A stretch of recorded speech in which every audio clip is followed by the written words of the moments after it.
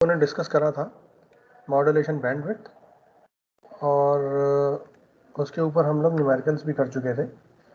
Now next topic is LED power and efficiency. Although it is the topic which should be studied in the beginning of the unit, लेकिन मैंने इसको जानबूझ करके and में रखा क्योंकि ये एक इम्पॉर्टेंट टॉपिक है.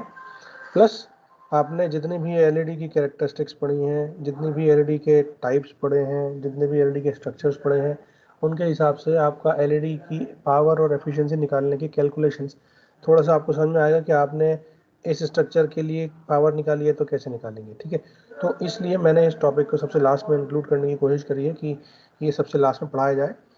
और जितना भी स्ट्रक्चर है इस एलईडी का, उस स्ट्रक्चर के हिसाब से हमने एफिशिएंसीज और पावर्स निकालने की कैलकुलेट करी है, कोशिश करी है.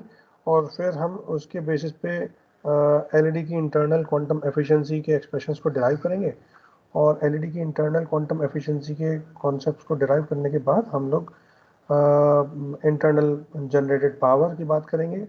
और फिर उसके बाद हम लोग बात करेंगे रिकॉम्बिनेशन लाइफ टाइम की, कैरियर रिकॉम्बिनेशन लाइफ टाइम की.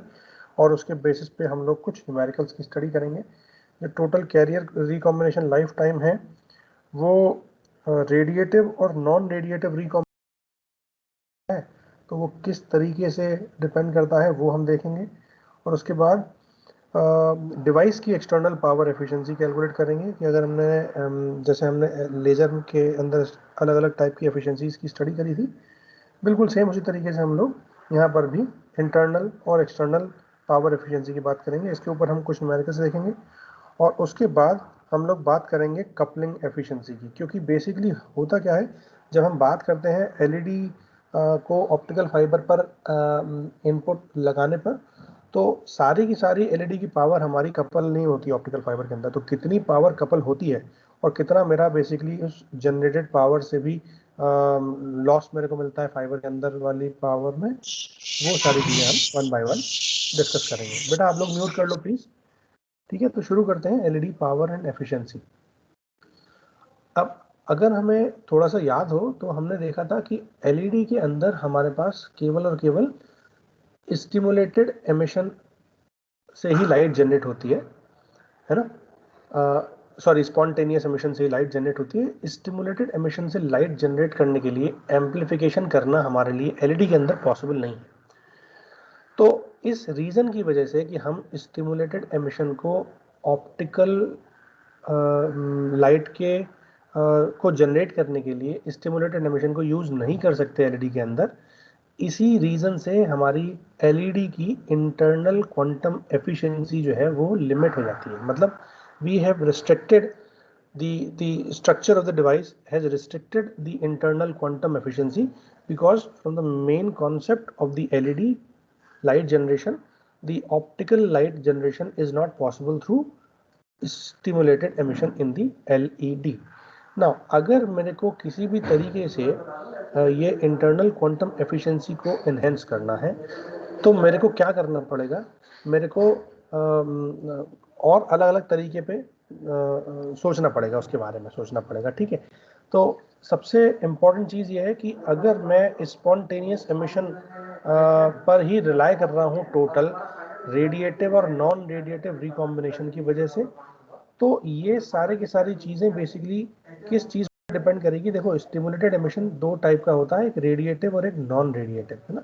Spontaneous emission basically.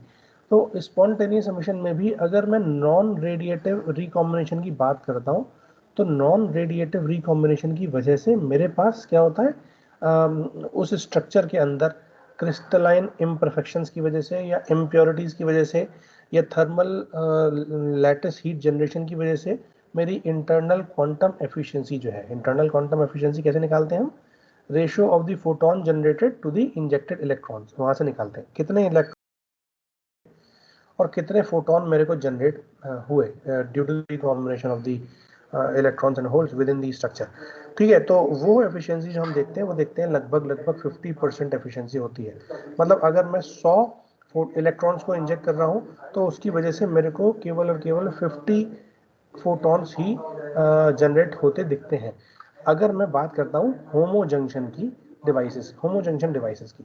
लेकिन अगर मैं डबल हेट्रो जंक्शन स्ट्रक्चर्स की बात करता हूं तो इस इंटरनल क्वांटम एफिशिएंसी को थोड़ा इंक्रीज कर देते हैं हम, अप्रोक्सीमेटली अप टू 60 और मैक्सिमम केसेस में 80% तक भी ये एफिशिएंसी हमें जाती हुई दिखती है। तो अगर मैं इंटरनल क्वांटम एफिशिएंसी को देखूं जो कि हम बोल रहे हैं कि 50% है, उस 50% इंटरनल क्वांटम एफिशिएंसी को मैं बढ़ा सकता हूं अगर मैं double hetero junction structure use करूं, और उस केस में हम देखते हैं कि लगभग 60 to 80% हमारी quantum internal quantum efficiency achieve हो जाती है। अब अगर मेरे को पावर निकालनी है, क्योंकि मैंने देखो इस टॉपिक की हेडिंग में ही लिखा है एलईडी पावर एंड एफिशिएंसी, तो अगर मुझे एफिशिएंसी पता लग गई तो मुझे अगले स्टेप में क्या निकालना है, पावर निकालना है। तो पावर अगर मेरे को निकालनी है कि कितनी इंटरनली पावर जनरेट हो रही है, अब अगर मैं एलईडी की बात करूंगा तो एलईडी की पावर जनरेट करने के लिए हम क्या देखेंगे कि कितने फोटॉन्स मैंने जनरेट करे, है ना। तो कितने फोटॉन्स मैंने जनरेट करे, दैट डिपेंड्स कि वो मेरे को ये पैरामीटर प्रोवाइड करेगा कि मैंने कितनी ऑप्टिकल पावर जनरेट करी यूजिंग एलईडी। तो this power generated internally by an LED may be determined by the consideration of excess electrons and holes in the p n n type materials respectively। अब जितने भी electrons और holes मेरे access होंगे, क्योंकि जितने access में इलेक्ट्रॉन्स और होल्स होंगे उतने ही इलेक्ट्रॉन्स और होल्स मैं रिकम्बाइन कर पाऊंगा, क्योंकि अगर एक्सेस में नहीं है तो वो रिकम्बाइन नहीं होंगे, स्ट्रक्चर से जुड़े होंगे। जितने एक्सटर्नल या एक्सेस में मेरे इलेक्ट्रॉन्स और होल्स होंगे वही एक्सेस इलेक्ट्रॉन्स और होल्स मेरे ऑप्टिकल पावर को जनरेट करने के लिए, यानी रिकॉम्बिनेशन के लिए, रिकॉम्बिनेशन के बाद ऑप्टिकल पावर जनरेट करने में मेरी हेल्प करेंगे। ठीक है, तो जब मेरा फॉरवर्ड इलेक्ट्रॉन्स कितने हैं एक्स्ट्रा और एन में होल्स कितने हैं एक्स्ट्रा, वो डिफाइन करेगा कि मैं कितनी पावर जनरेट कर पा रहा हूँ एलईडी की इंटरनली। ठीक है, तो ये फॉरवर्ड बायस में आप देख सकते हो, when it is forward bias and carrier injection takes place at the device contacts, device के कॉन्टैक्ट पर कितना कैरियर इंजेक्शन मेरा हो रहा है, कितने एक्सेस इलेक्ट्रॉन्स और होल्स मेरे एनआरपी टाइप में अवेलेबल हैं, जिससे कि मेरा ज़्यादा से ज़्यादा रिकॉम्बिनेशन हो सकता है।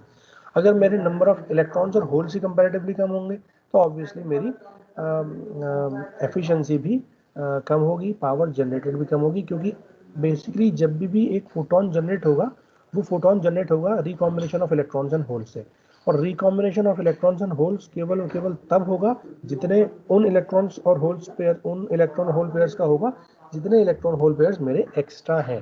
तो अगर मैं चाहता हूं कि मेरे इलेक्ट्रॉन और होल पेयर्स ज़्यादा से ज़्यादा रिकम्बाइन हो तो मुझे एक्सेस इलेक्ट्रॉन्स और होल्स पी और एन टाइप मटेरियल में रेस्पेक्टिवली एक्स्ट्रा देने पड़ेंगे, जिससे कि मैं डोपिंग कॉन्सेंट्रेशन बेसिकली बढ़ाना चाहूँगा। तो अगर किसी भी तरीके से मैं एक्सेस डेंसिटी निकाल लूँ कि इलेक्ट्रॉन्स की एक्सेस डेंसिटी कितनी है और होल्स की एक्सेस डेंसिटी कितनी है ना, तो मैं ये देख सकता हूँ कि मैं कितने इलेक्ट्रॉन और होल्स को रिकम्बाइन कर सकता हूँ। अब एक चीज़ और बहुत इंपॉर्टेंट है ये कि अगर मेरे पास number of electrons, excess number of electron ज़्यादा है as compare to the number of holes, तो ऑटोमेटिकली अगर मेरे पास नंबर ऑफ इलेक्ट्रॉन्स हैं 100 एक्सेस और होल्स हैं केवल 50, तो इन दोनों में से कितने इलेक्ट्रॉन होल का रिकॉम्बिनेशन होगा, दैट इज 50। क्यों? क्योंकि मेरे पास 50 होल इलेक्ट्रॉन होल पेयर है, remaining 50 excess electrons will be there in the device structure. ठीक है, तो ऐसे केस में मैं क्या कोशिश करता हूँ, मैं ये कोशिश करता हूँ कि मैं एक्सेस डेंसिटी को यानी number of electrons, excess electrons delta N या number of excess holes delta P, इनको इक्वल करूँ। अगर इक्वल नहीं करूंगा तो ऑटोमेटिकली मेरी मिनिमम वाली ही एफिशिएंसी हो सकती है, मिनिमम एक्सेस इलेक्ट्रॉन्स या होल्स की डेंसिटी की वजह से ही मेरी एफिशिएंसी या पावर कैलकुलेट होगी। तो सबसे पहली चीज़ तो ये कि मैं उन दोनों कॉन्सेंट्रेशन को इक्वल करने की कोशिश करता हूँ। ठीक है, जिससे कि मैं ज़्यादा से ज़्यादा इलेक्ट्रॉन होल्स पेयर्स का रिकॉम्बिनेशन कर पाऊँ। अगर सपोज मेरे पास इलेक्ट्रॉन्स सारे के सारे रिकम्बाइन हो गए और होल्स मेरे पास ज़्यादा हैं तो वो किससे कंबाइन होंगे, रिकम्बाइन होंगे, हो ही नहीं सकते। तो जब रिकम्बाइन होंगे ही नहीं तो ऑटोमेटिकली उस एक्सेस होल की वजह से फोटो नहीं होगा।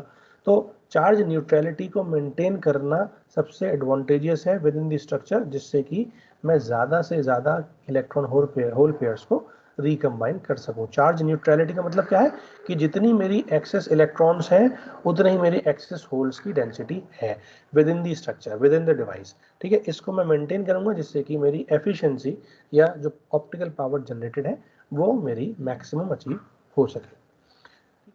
अब मेरे पास दो टाइप के मटेरियल्स हैं, एक्सट्रिंसिक और इंट्रिंसिक। अगर मैं एक्सट्रिंसिक मटेरियल की बात करता हूं तो जिसमें कि हम देखते हैं कि one carrier type will have much higher concentration than the other. ठीक है, यानी कि अगर मैं पी टाइप रीजन की बात करता हूं फॉर एग्जांपल, तो उसमें होल की कॉन्सेंट्रेशन इलेक्ट्रॉन की कॉन्सेंट्रेशन से काफ़ी ज़्यादा है।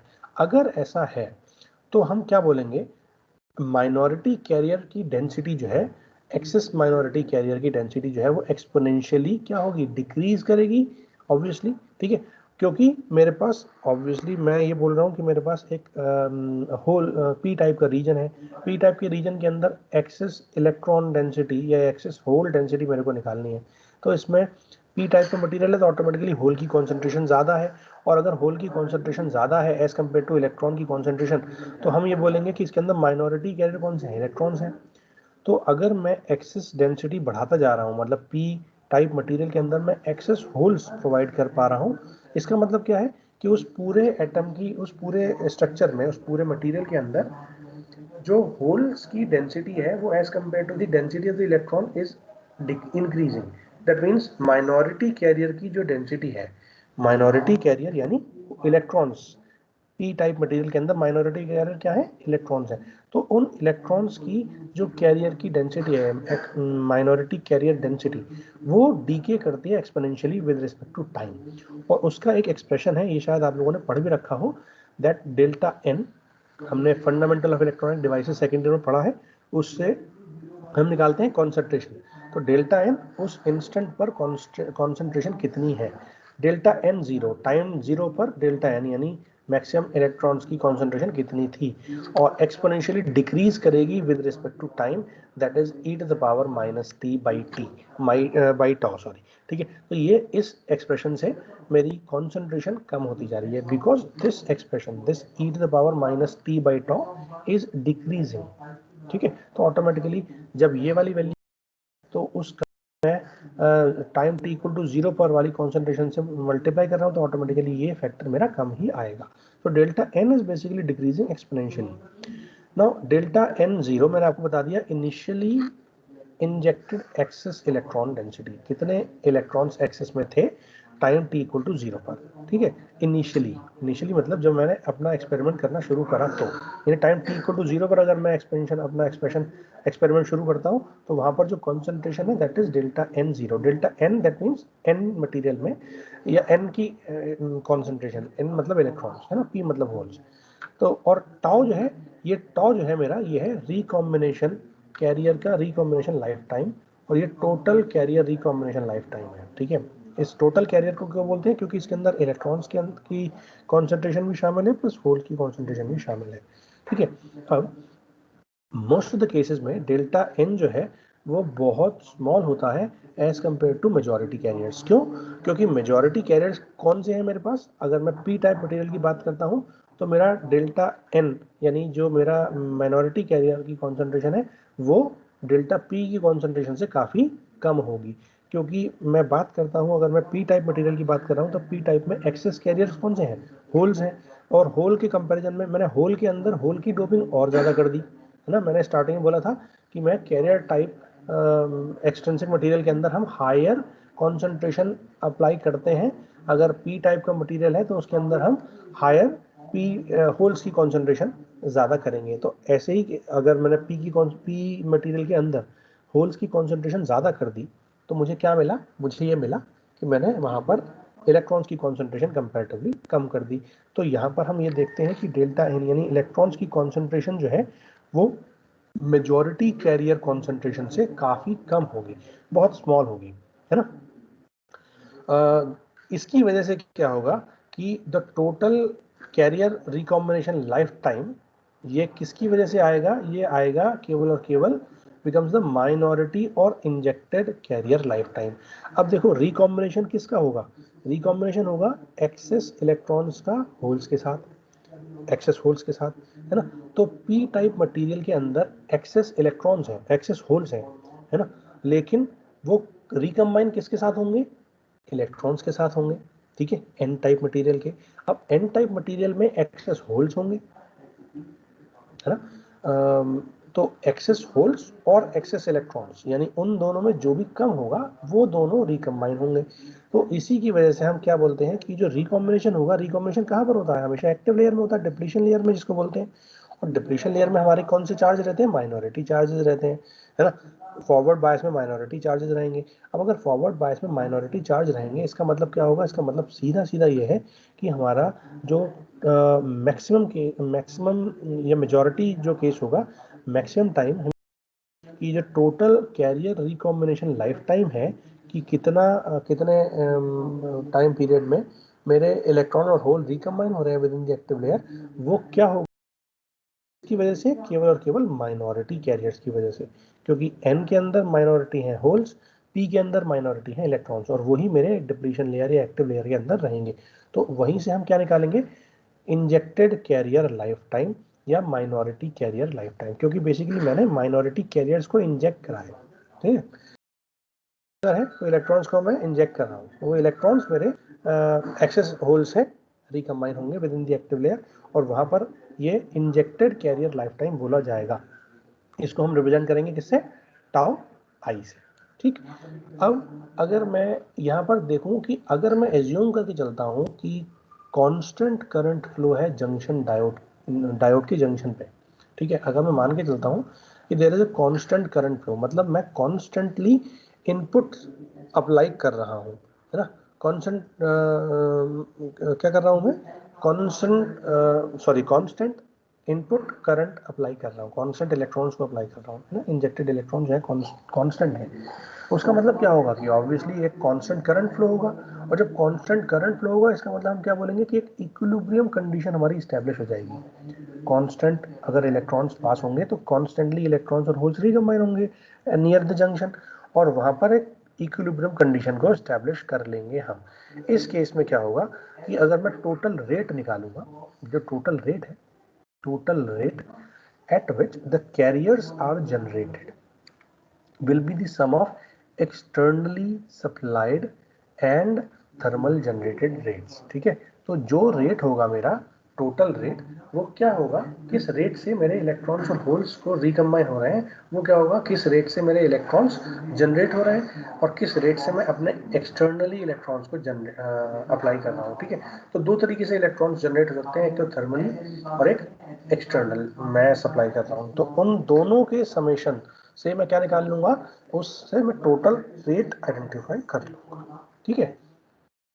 करंट डेंसिटी मतलब एम्पियर पर स्क्वायर मीटर में हम current density, current per unit area, अगर हम वो निकालते हैं तो वो कितनी होती है, लगभग वो होती है, करंट डेंसिटी को हम निकाल सकते हैं J बाई ई डी से। J मेरा करंट डेंसिटी है, E मेरा इलेक्ट्रॉन का चार्ज है, और D जो उसकी थिकनेस है उस एक्टिव रीजन की, यानी जहां पर इलेक्ट्रॉन्स और होल्स का रिकॉम्बिनेशन होगा उसकी thickness, basically per unit area उसकी थिकनेस पे, है ना, कि कितनी थिकनेस है ना, एक डायरेक्शन में अगर मैं मान के चलता हूँ, ठीक, तो ऑब्वियसली उसकी थिकनेस पर डिपेंड करेगा कि कितना मेरा रिकॉम्बिनेशन रीजन की यानी एक्टिव रीजन की थिकनेस है, इसके ऊपर मेरा करंट डेंसिटी डिपेंड करेगी, और उसकी वैल्यू कितनी होगी, J यानी current density per unit length, ठीक है। तो यहाँ पर आप देख सकते हो, यहाँ पर मैंने लिखा है इलेक्ट्रॉन पर क्यूबिक मीटर पर सेकेंड, ठीक है। यहाँ से अगर मैं रिकॉम्बिनेशन, कैरियर रिकॉम्बिनेशन का रेट निकालता हूँ, तो वो रेट कैसे निकलेगा, यानी रेट मतलब कितना इलेक्ट्रॉन्स का कॉन्सेंट्रेशन डिक्रीज हो रही है, यानी रेट ऑफ इंक्रीमेंट या rate of decrement of carrier concentration with respect to time, है ना। तो देखो आप ध्यान से, मैं इनिशियली क्या मान के चल रहा हूँ कि इनिशियली मेरे इतने इलेक्ट्रॉन्स, इतनी करंट मेरी थी भाई, current per unit time that is, sorry, the number of electrons per unit time that is current, है ना। तो ये करंट आ गई, माइनस उस करंट में से, वो एक्चुअल करंट कितनी होगी, इस करंट में से कितने इलेक्ट्रॉन्स मेरे कम हो गए, है ना। कितने इलेक्ट्रॉन्स कम हो गए, क्योंकि अगर मैं इलेक्ट्रॉन्स को एक पर्टिकुलर इमेजिनरी सरफेस से पास कर रहा हूँ तो उस सरफेस से पास होने वाले नंबर ऑफ इलेक्ट्रॉन्स कितने कम हुए, बेसिकली उस रीजन से कितने इलेक्ट्रॉन्स बाहर निकल गए, तो वो delta N divide by tau से हम कैलकुलेट कर लेंगे। तो अगर मैं उसका इंक्रीमेंट या डिक्रीमेंट निकालना चाहूँ कि कैसे हम उसका डिफरेंशियल कॉन्सेंट्रेशन को निकाल रहे हैं विद रिस्पेक्ट टू टाइम, ठीक है, that will be what, the current density minus the initial concentration with respect to the carrier recombination lifetime, that is tau।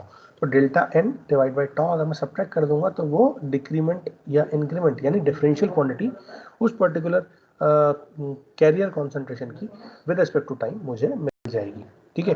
अब मुझे इक्विलिब्रियम की कंडीशन को आइडेंटिफाई करना है कि कैसे मैं इक्विलिब्रियम कंडीशन को मेंटेन करूंगा, ठीक है। नाउ सी, अगर मैं इक्विलिब्रियम कंडीशन मेंटेन करता हूं, मतलब जितने इलेक्ट्रॉन्स एक इमेजिनरी सरफेस से बाहर जा रहे हैं उतने ही इलेक्ट्रॉन्स मेरे उस इमेजिनरी सरफेस के अंदर एंटर कर रहे होंगे, तभी तो मेरा टोटल करंट या कॉन्सेंट्रेशन, चार्जेस की concentration with respect to time same होगी।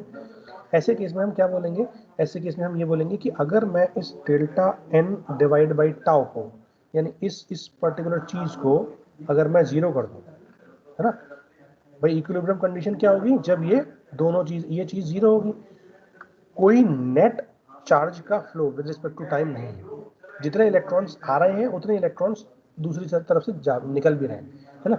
अगर एक इलेक्ट्रॉन्स एक्टिव लेयर के अंदर एक्सेस में आ रहे हैं तो उतने टाइम में उतने इलेक्ट्रॉन्स उस सरफेस से दूसरी तरफ से बाहर भी निकल रहे हैं, that means net concentration with in the active layer remain same, ठीक है। ऐसे केस में हम ये बोलेंगे इक्विलिब्रियम कंडीशन को मेंटेन करने के लिए मुझे ये चीज जरूरी है, और अगर मैं ये चीज जरूरी करता हूँ दैट मीन्स क्या, J divide D equals to what, delta N divide by tau, है ना।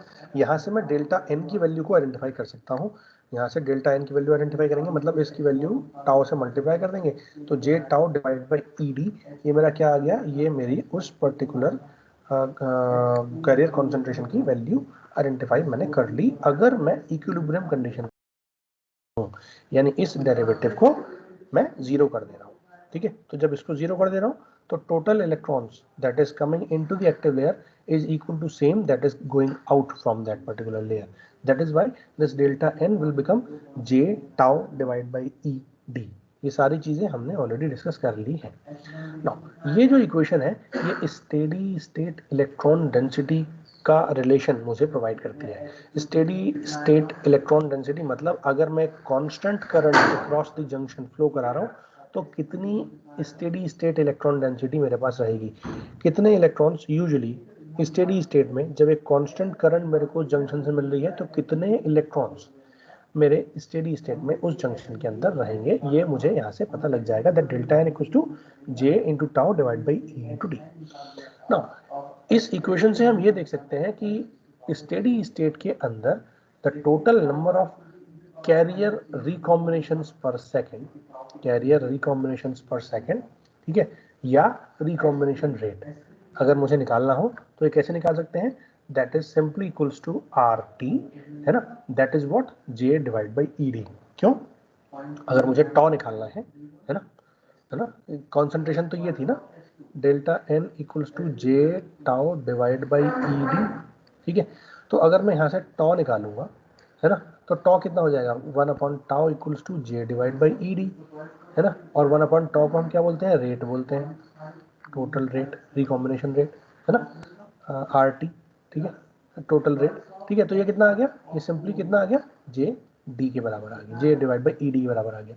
और इसमें मेरे दोनों टाइप के रिकॉम्बिनेशंस पॉसिबल है, एक रेडिएटिव और एक नॉन रेडिएटिव। हम ऑलरेडी डिस्कस कर चुके हैं कि अगर रेडिएटिव रिकॉम्बिनेशन है तो रेडिएटिव रिकॉम्बिनेशन वो होगा जहां पर मुझे फोटॉन्स मिलेंगे। अगर रेडिएटिव रिकॉम्बिनेशन है मतलब एक फोटोन, एक इलेक्ट्रॉन जब होल से रिकम्बाइन हुआ तो उसने एक फोटोन जनरेट करा। लेकिन दूसरी चीज क्या हो सकती है, there may be a possibility कि वहां पर नॉन रेडिएटिव रिकॉम्बिनेशन भी हो। फॉर एग्जांपल जो एक इलेक्ट्रॉन हायर एनर्जी स्टेट में गया था वो जब लोअर एनर्जी स्टेट में आएगा रिकॉम्बिनेशन के लिए तो वो विदाउट एनी रिकॉम्बिनेशन, मतलब किसी होल के साथ रिकम्बाइन ना हो, है ना, उसको बोलते हैं नॉन रेडिएटिव रिकॉम्बिनेशन। और उस नॉन रेडिएटिव रिकॉम्बिनेशन को हम निकालते हैं, और नॉन रेडिएटिव रिकॉम्बिनेशन हमारा क्या देगा, basically it dissipates the heat through the lattice vibrations, lattice vibration के थ्रू वो हीट को डिसिपेट करेगा। नाउ यहाँ पर मैं बता चुका हूँ ऑलरेडी कि this R R is radiative recombination rate, ठीक है, और N R is the non radiative recombination rate per unit volume, ठीक है। जब मैं फॉरवर्ड बायस करंट की बात करता हूँ, अगर वो आई है तो total number of रिकॉम्बिनेशंस per second कितने होंगे वो हम निकाल सकते हैं। Suppose for example this is capital R tau, तो हम कैसे निकालेंगे इसको, हम सीधे सीधे ये निकालेंगे कि मैंने कितनी करंट जनरेट करी और उस करंट को जनरेट करने के लिए मैंने कितना इलेक्ट्रॉन्स प्रोवाइड करे, that is simply I divide by E. यहाँ से मैं क्या निकाल लूंगा, यहाँ से मैं ये निकाल लूंगा total number of recombinations, radiative recombination per unit per second, ठीक है। यहाँ पर एक चीज स्किप हो गई, दैट इज बेसिकली मैं, अगर आप ध्यान से देखो तो ये है क्या, this is the radiative sorry recombination rate, है ना, रिकॉम्बिनेशन रेट यानी पर सेकेंड। तो ये जो है ये बेसिकली आई क्या है मेरा, कितनी करंट मैं दे रहा हूँ डिवाइस को फॉरवर्ड बायस में, और ये ई क्या है मेरा, कितना एक इलेक्ट्रॉन का चार्ज है ना। और अगर मैं इसको निकाल रहा हूँ बेसिकली, तो इसको निकालने के लिए मुझे क्या चीज़ की रिक्वायरमेंट रहेगी, दैट इज इंटरनली उस डिवाइस की एफिशिएंसी कितनी है। क्योंकि बेसिकली अगर मैं जितनी करंट दे रहा हूँ पर यूनिट टाइम पर यूनिट चार्ज से डिवाइड कर दूँ, तो ये रेडिएटिव ये जो रिकॉम्बिनेशन रेट आया ना ये बहुत ज़्यादा आ जाएगा। लेकिन डिवाइस में रिकॉम्बिनेशन रेट अगर मेरे को निकालना है तो मुझे ये पता होना चाहिए कि उस डिवाइस की इंटरनल क्वांटम एफिशिएंसी कितनी है, क्योंकि इंटरनल क्वांटम मेरे एक गवर्निंग पैरामीटर है, वो ही आइडेंटिफाई करेगी कि अगर मैंने 100 इलेक्ट्रॉन्स दिए थे और उस 100 में से केवल 10 इलेक्ट्रॉन होल पेयर रिकम्बाइन हो रहे हैं, तो बाकी 90 इलेक्ट्रॉन्स मेरे खाली बैठे हैं, वो रिकम्बाइन नहीं हो रहे, ठीक है। इसकी वजह से उसकी एफिशिएंसी कितनी हो गई, 10% हो गई।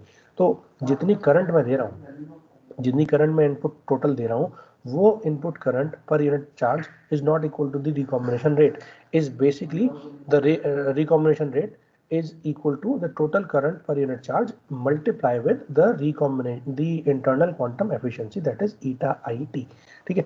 तो यहाँ पर eta IT आप एक्सप्रेशन में मेंशन कर लीजिएगा, इसको नोट कर लीजिएगा।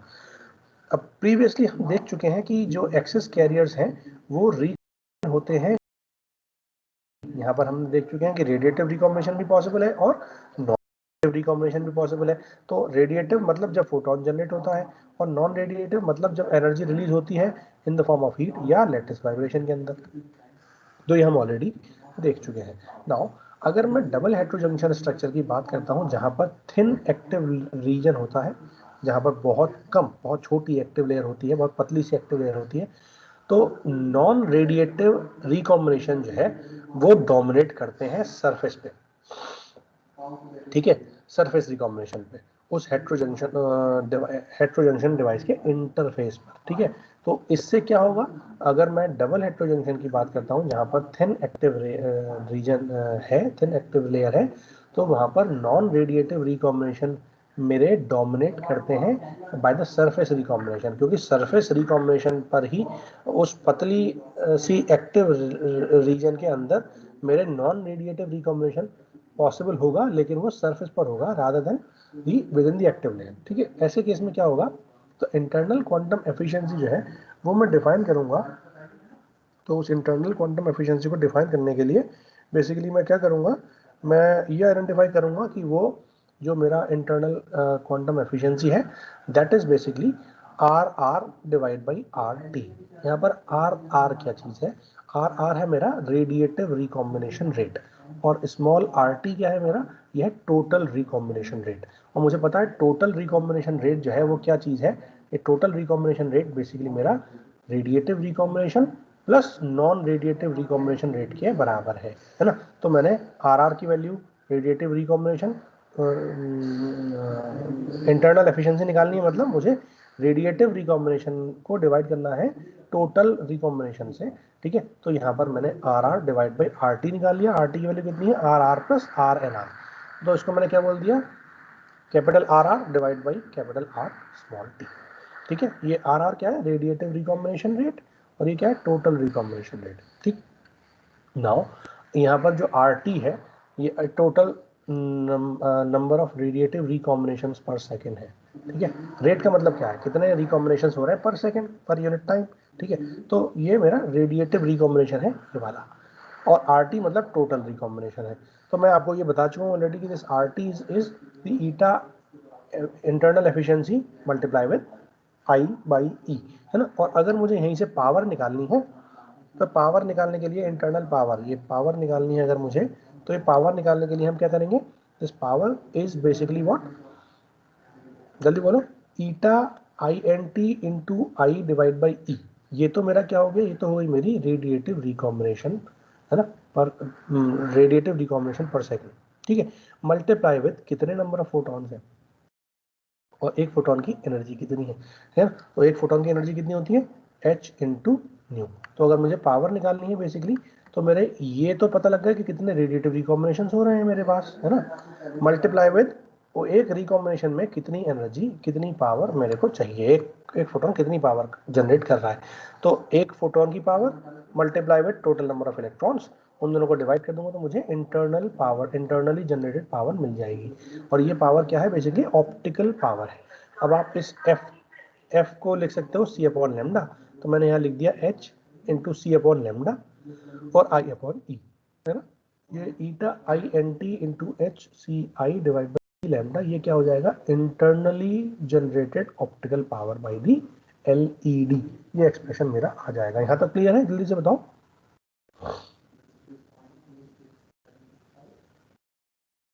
यहाँ तक क्लियर है बच्चों? Yes sir. ठीक। अब हम चलते हैं, एक बड़ा ही इंटरेस्टिंग पैरामीटर है कि अगर हम इन इक्वेशंस को देखें तो ये लीनियर रिलेशनशिप शो करती हैं किसमें, ऑप्टिकल पावर जनरेटेड और जो करंट है उसमें, है ना। ध्यान से देखो, जितनी मैंने करंट जनरेट करी थी इस एक्सप्रेशन में, देखो ध्यान से, ये जो पावर जनरेट हो रही है it is directly proportional to what, the current, है ना, क्योंकि एफिशिएंसी कांस्टेंट है, H कांस्टेंट है, C कांस्टेंट है, E कांस्टेंट है, और लैम्डा जो ऑपरेटिंग वेवलेंथ है वो भी कांस्टेंट है, कौन सा फोटोन जनरेट हो रहा है ना।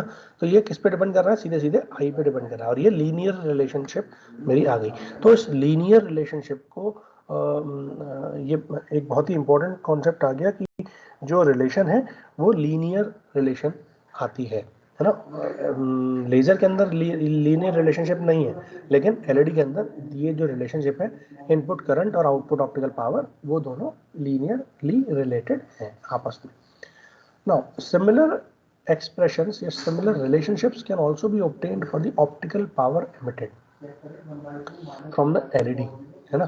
कितनी ऑप्टिकल पावर LED से एमिट होती है, देखो जो जनरेट हो रही है दैट इज डिफरेंट, और जो एमिट हो रही है दैट इज, जो मेरे को आउटपुट अल्टीमेटली मिल रहा है बाहर एलईडी के, वो डिफरेंट है ना। तो उस केस में हम क्या निकालेंगे, एक्सटर्नल क्वांटम एफिशिएंसी हमारे लिए एक बहुत इंपॉर्टेंट पैरामीटर रहेगा।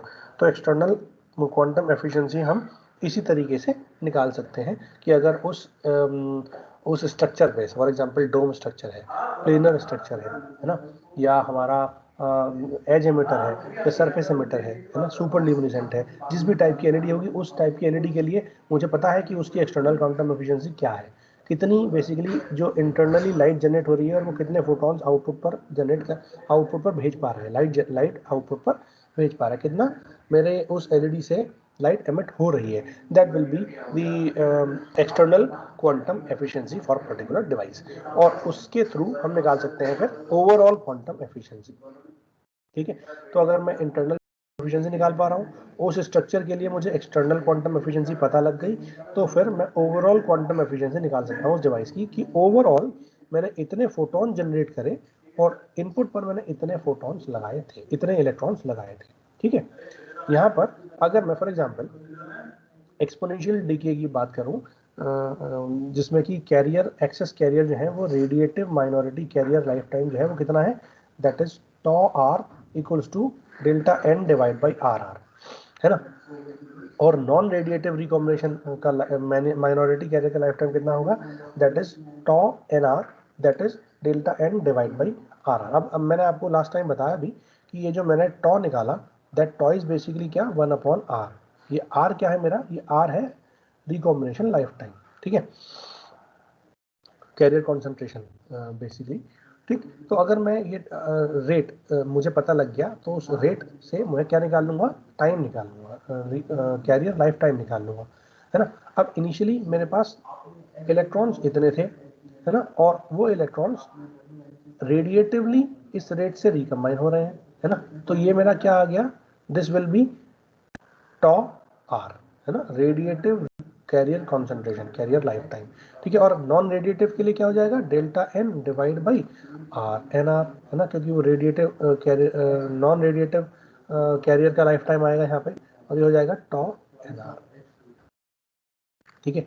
तो इंटरनल क्वांटम एफिशिएंसी हम कैसे निकाल सकते हैं, इंटरनल क्वांटम एफिशिएंसी निकालने के लिए अगर आपको पुराना वाला एक्सप्रेशन याद हो, हमने क्या बोला था, R R divide by R T, है ना, R R divide by R T, और इस आर टी को हमने क्या बोला था, R R divide by R R plus R N R, ठीक है।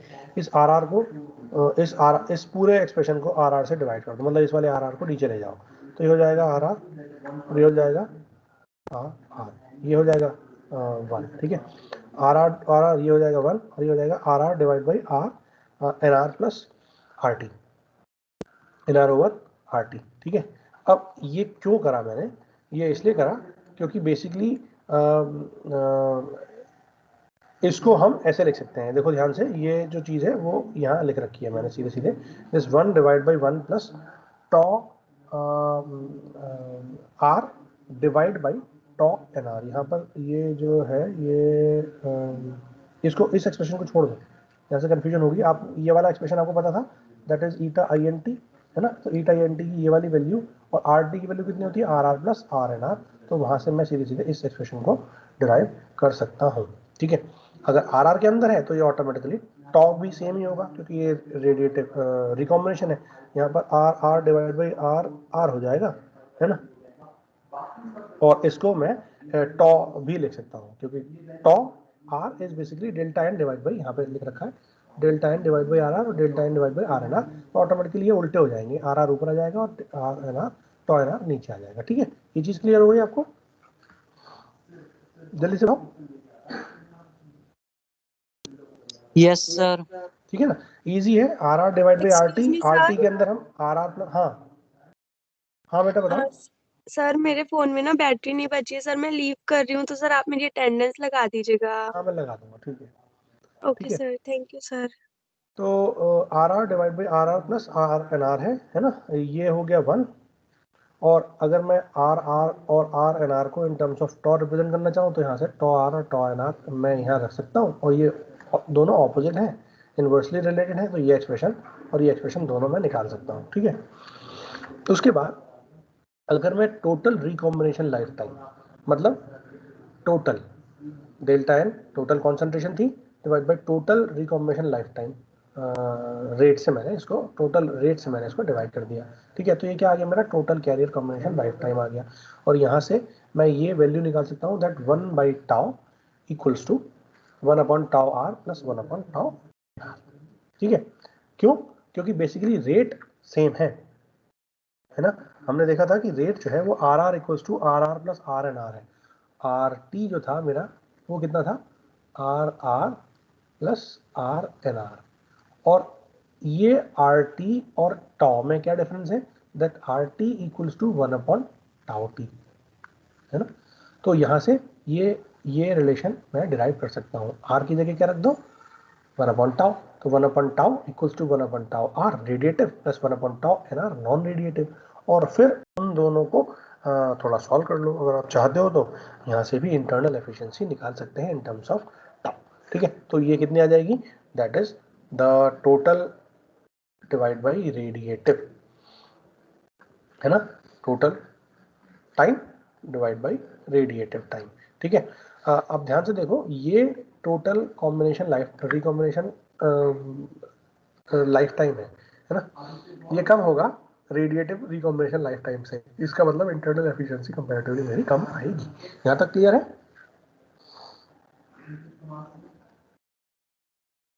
क्लियर है। तो हम इस इंटरनल क्वांटम एफिशिएंसी को इजीली इस एक्सप्रेशन से भी फाइंड कर सकते हैं। अगर ये चीज़ क्लियर है तो मैं आपको फटाफट से एक क्वेश्चन देना चाहूँगा, और इस क्वेश्चन को आप मुझे सॉल्व करके बताओ कि मेरा रिकॉम्बिनेशन लाइफ टाइम कितना आएगा और एफिशिएंसी कितनी आएगी और पावर कितनी आएगी। ठीक है, तो आप इस क्वेश्चन को देखो ध्यान से, radiance and non radiative recombination life time, मतलब ये आपको गिवन है टाउ आर और टाउ एन आर, है ना, ये हो जाएगा टाउ आर, ये हो जाएगा टाउ एन आर, कितने हैं 60 और 100 नैनो सेकेंड्स, यानी मुझे पता लग गया tau R equals to 60 nanoseconds और tau N R equals to 100 nanoseconds for a double heterojunction LED दे रखी है। ठीक है, the total carrier recombination life time, मतलब आपको क्या निकालना है, टाउ निकालना है। ठीक है, दूसरा आपको क्या निकालना है, आपको निकालना है द इंटरनली जनरेटेड पावर। ठीक है, power internally generated with in the device, जब आपको लैम्डा की वैल्यू दे रखी है 0.87 माइक्रोमीटर और आई दे रखा है 40 मिली एम्पियर, है ना, यहाँ पर जब लैम्डा दे रखा है आपको 0.87 माइक्रोमीटर और आपको आई दे रखी है 40 मिली एम्पियर। ठीक है, तब आपको ये चीज़ निकालनी है। तो सबसे पहले आप क्या करोगे, आप इस वाले एक्सप्रेशन, अभी थोड़ी देर पहले मैंने इसको डिराइव करा था, है ना, आपको टॉ निकालना है और टॉ आर और टॉ एन आर गिवन है, तो आप टॉ निकाल लोगे यहाँ से, इन दोनों के मल्टीप्लाई करके इन दोनों को ऐड करके डिवाइड कर दोगे, तो 60 into 100 divide by 60 plus 100 that will be tau. ठीक है, 60 इंटू 100 डिवाइड बाई 60 प्लस 100 और आपका आंसर आ जाएगा नैनो सेकेंड्स के अंदर, ये हो जाएगा टॉ। ठीक है, ये चीज क्लियर है। 6000 डिवाइड बाई 160 नैनो सेकेंड्स, ये आपका आ जाएगा रिकॉम्बिनेशन लाइफ टाइम, है ना, ये आप निकाल सकते हो, ये आएगा 60 से भी छोटा ऑब्वियसली। ठीक है, दूसरा आपको क्या निकालना है, आपको निकालनी है इंटरनल जनरेटेड पावर, और इंटरनल जनरेटेड पावर का एक्सप्रेशन अगर हम देखें तो वो होता है ये eta I N T into H C I divide by E lambda. अब यहाँ पर मुझे ईटा आई एन टी तो गिवन है नहीं, eta I N T given नहीं है, लेकिन मैं निकाल सकता हूँ। कैसे, अगर मुझे ये पता है और मुझे ये पता है, तो इन दोनों के रेशियो से क्या आ जाएगा, आई आ जाएगा। देखो ईटा आई एन टी क्या है, टॉ डिवाइड बाई टाउ आर, है ना, तो टॉ मैंने अभी निकाला, है ना, 6000 डिवाइड बाई 160 लगभग आएगा 37.5 नैनो सेकेंड, है ना, ये आ गया टॉ, यस सर यही आ रहा है ना। तो और टॉ आर कितना है, टॉ आर आपका दे रखा है 60, है ना, तो ईटा आई एन टी आप निकाल लोगे कितना आ जाएगा, वो 37.5 डिवाइड बाई 60, नैनो सेकंड से नैनो सेकंड कट जाएगा, दैट विल बी लगभग 62.5%। ठीक है, ये आ गया, यानी 0.625, ये वैल्यू आप ईटा आई एन टी की इस एक्सप्रेशन के अंदर रख दोगे। आपको एच प्लांक कांस्टेंट गिवन है, सी गिवन है, आई गिवन है, ई गिवन है 1.6 10⁻19, है ना, और लैम्डा आपको गिवन है 0.87 माइक्रोमीटर। आप सारी वैल्यूज रख दोगे, यू कैन इजीली कैलकुलेट कि मेरी इंटरनली जनरेटेड ऑप्टिकल पावर कितनी है, ये आप निकाल लोगे। क्लियर है बच्चों, जल्दी से बताओ, निकाल लोगे,